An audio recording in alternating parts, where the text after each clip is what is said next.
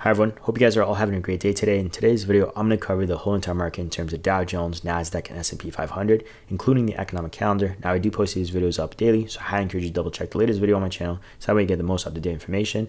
And before I get to the analysis portion, I'm going to go over the economic calendar.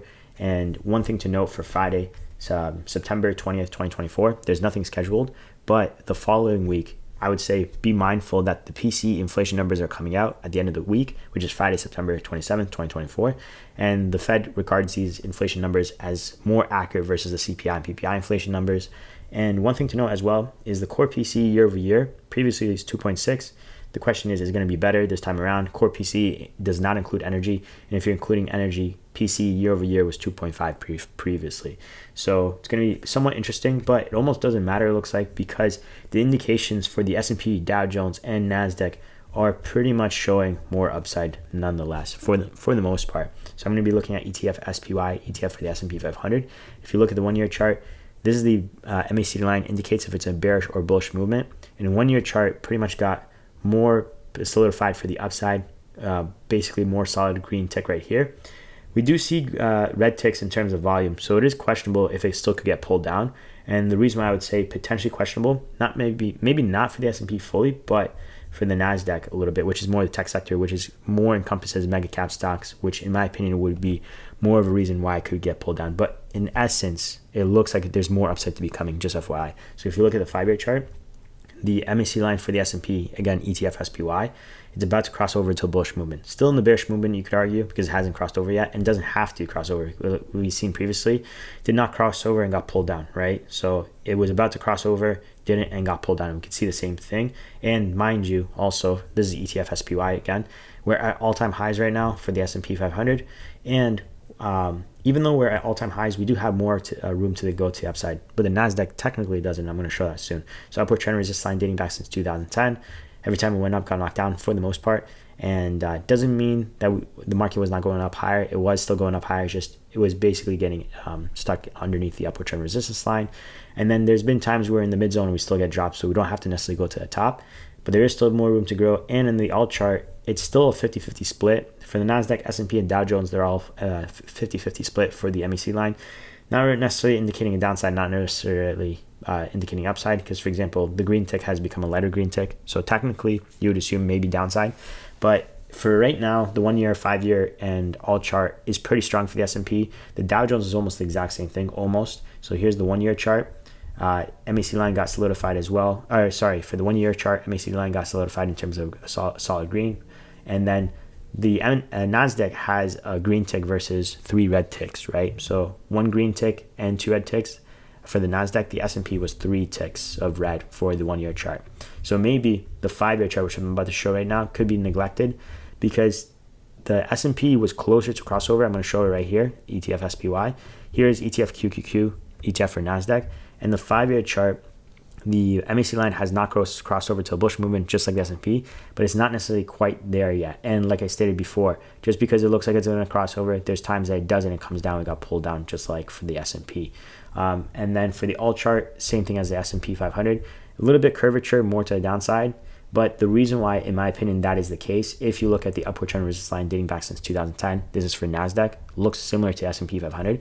The only thing is for the Nasdaq, it broke through since 2020 to 2022. In the 1 year chart, you could see when we were back underneath it, we had issues passing the upward trend resistance line dating back since 2010. And this was of March of 2024. And then in July of 2024, when the Nasdaq, S&P, and Dow Jones all created all-time highs during that time frame, it broke through the 2010 upward trend resistance line, then came back underneath and then tried to pass it in August of 2024. And then now the question is, are we going to pass it this time around? Mind you, doesn't necessarily have to stay underneath, even though there's been multiple times, if I go to the alt chart right about now, multiple times it got stuck underneath, but there's been a period, again, 2 year period where it did break through, mind you, and it even bounced off as support too as well. So what I'm trying to state is the S&P, Nasdaq, and Dow Jones, and I'm going to show the Dow Jones soon, they are indicating more upside. They do have more room to grow, and they technically don't need to be stopped out soon, technically. But at the same time, I would be mindful of the upward trend resistance line dating back since 2010, because you could argue maybe something will happen. The only thing is, though, that 50 basis points pretty much came out of nowhere, and it's pretty much adding pretty decent momentum for the market to the upside. The volume has stepped up, but to me, when I looked at the volume, it's not necessarily significant unless if I'm looking at it incorrectly. But you can see right about here, for example, this is the Nasdaq and ETF QQQ. Here's the volume for today's trading day, right? And here was previous days. Yeah, it went up, but it's not massive. And the question is it big enough volume to carry us moving forward to break through the upward trend resistance line dating back since 2010? We'll see. And if you're curious what that level is, we closed at $483.36. And currently, again, the longer we take to pass that level, the higher the high will be. So if we pass it later on, it'll be higher. But right now, if you were to pass it right off the bat, you're looking at $489 and some change for the time being. And I'm pretty sure there's going to be some false breakout. Like we've seen before too. This was back in August 21st of 2024 timeframe, 22nd of 2024. Of this year, August of this year, and there was a couple false breakouts. So just because it breaks through doesn't mean it's guaranteed it's going to be like, for example, the same situation we saw back in July or back in 2020 to 2022.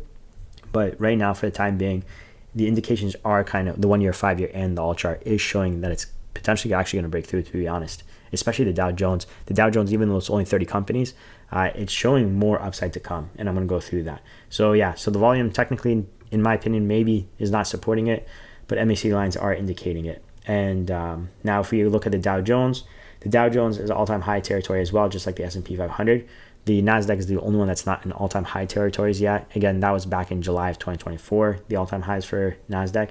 And with that territory, if we look at the 1 year chart, the 1 year MACD line looks like it's pretty much a lot stronger for the upside, and the volume pretty much has doubled for the Dow Jones though.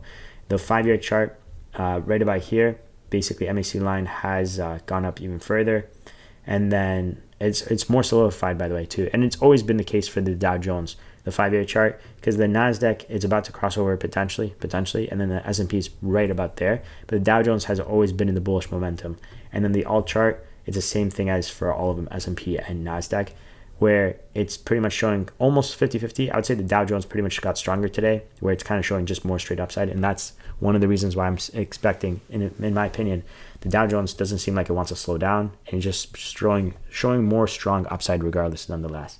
And yeah, so that's basically it. If you have any questions, consider dropping them down below. I'll answer them as soon as possible. If you like this video, consider dropping a like. It does help out the channel, so thank you so much for that. I do appreciate it. And I do post these videos up daily, so I encourage you to double check the latest video on my channel, or following and subscribing, so you'll be notified when I do upload the next videos. Thanks again for watching. Take care. God bless and peace.